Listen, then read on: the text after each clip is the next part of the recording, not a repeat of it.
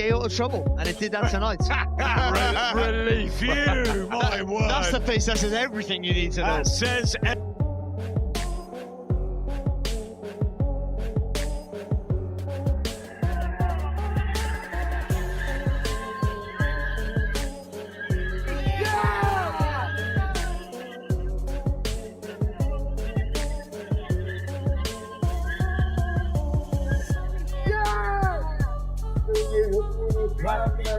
Very good.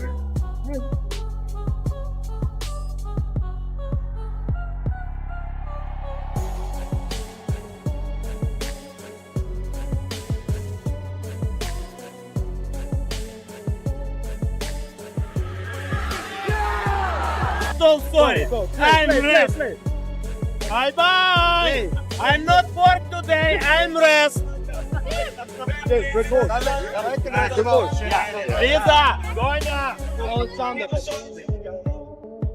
I think Eddie slipped him a contract. I think he slipped Kristien Prenga a nice little contract. I was thinking, bloody hell, the rematch looks cheap. Thank you very much. Eddie, wow. Jeopardy nearly. AJ, fancies it. Jeopardy nearly. I mean, listen, I've never experienced anything like it. I've never felt any. I mean, you know, it's a weird feeling in the first round because all week I've been thinking to myself, has he come back too early? Do you know what I mean? And then when he got dropped, I was like, and I was also, I've got to be honest, I'm thinking, that's career over. And I'm kind of thinking to myself, you know what, I'm proud of him for even getting back in the ring. And if it ends like this, you know, I'm still, he should be really proud of the fact that he even returned to boxing. What did he have, 24 breaks in his ribs or something?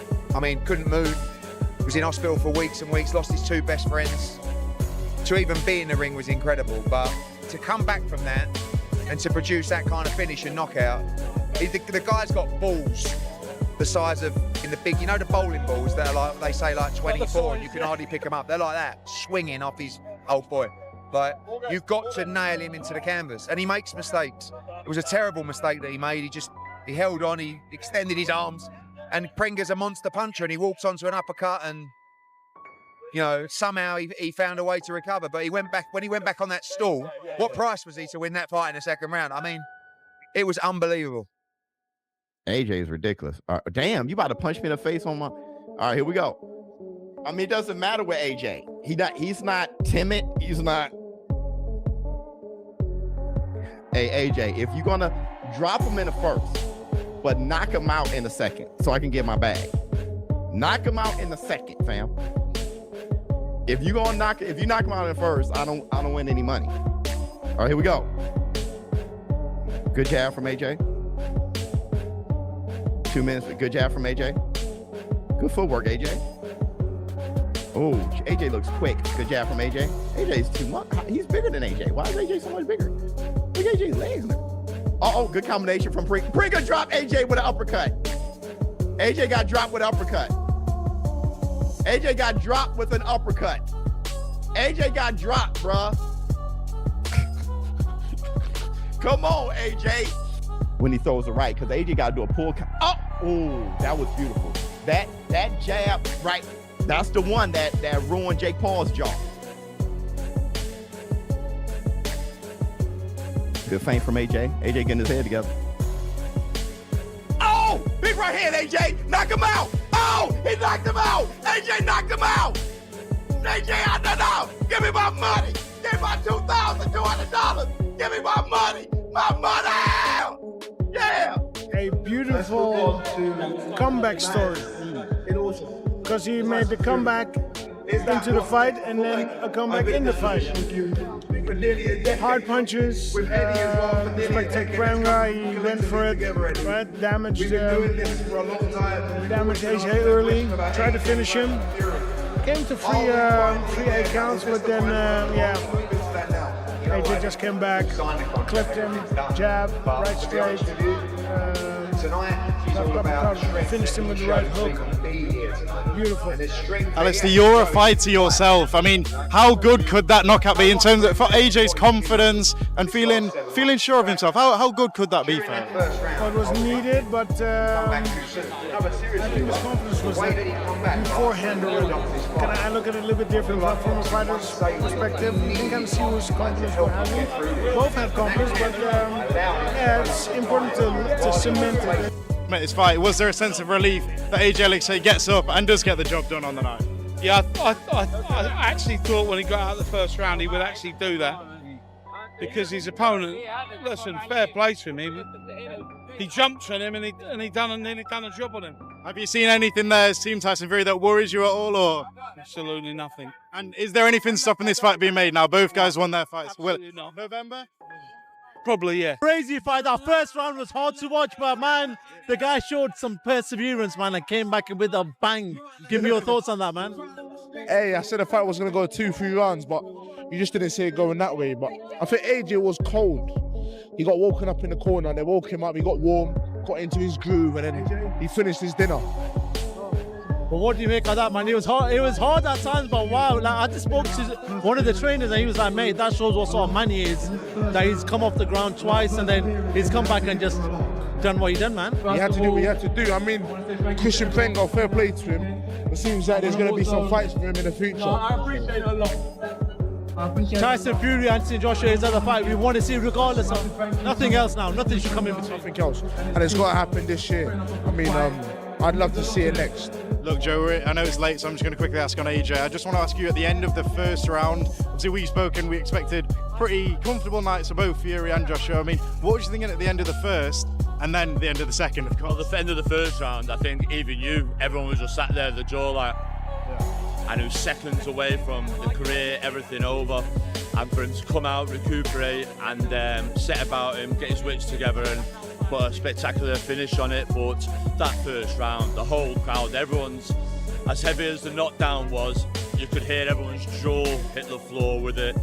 I didn't see Eddie on the camera, but I'm sure he was a little bit startled as well. But what a 4 or 5 minutes of absolutely chaos we've just had in the ring there tonight. Unbelievable.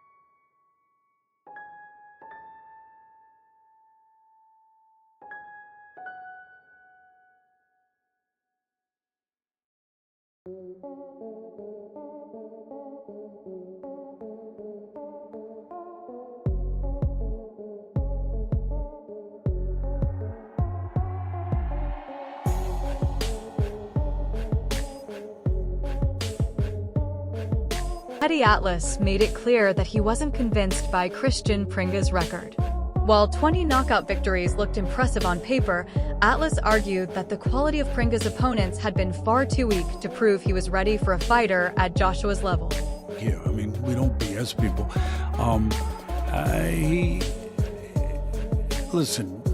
He's a big guy. He matches Joshua a little bit in size. Maybe Joshua's 6'6", he's 6'5", whatever. But even with his 20 knockout, you said it right. They've been against really soft opposition. I mean, real soft, like liquid soft. I mean, soft. And I don't think that it really truly. I don't think that it really. Meanwhile, Gareth A. Davies didn't hesitate to identify Joshua's jab as the key weapon in the fight. He believed it would control the distance, break Prenga's rhythm, and eventually create the perfect opportunity for Joshua to secure a convincing stoppage victory. In a fight, how he goes about it. Does he go about being aggressive? To me, if he backs him up behind that hard jab that he has and looks to set up the right hand and go to the body with that left hook he throws well, the fight ends in a round or two. It could, in a couple of rounds, it could. If he doesn't, and he allows Prenga, who I think has legs that can move a little bit, let him move around a little bit, then it could go a few rounds. It can, again, I think it's his call. And where is he at? Where is he at mentally right now? Eddie Hearn and Tony Bellew described Prenga as a tougher but less refined version of Alexander Usyk. They acknowledged that although Prenga lacked Usyk's technical brilliance, his aggressive style and physical strength could still cause problems at close range if Joshua became careless or allowed him to gain momentum. I'm 35 years old. He's fought a lot of lower level fighters. I had a long study of his record yesterday. The one thing that on AJ, first of all, I agree with you. It's fantastic to have him back. I think Prenga is in trouble. Just straight out there, I think AJ goes out there, and it looks like a Ngannou performance to me, where he'll size him up with a jab and let that booming right hand go and devastate Prenga. They also emphasized everything Joshua had experienced both physically and mentally throughout his career. According to them, those challenges had made him a smarter, stronger, and more disciplined fighter.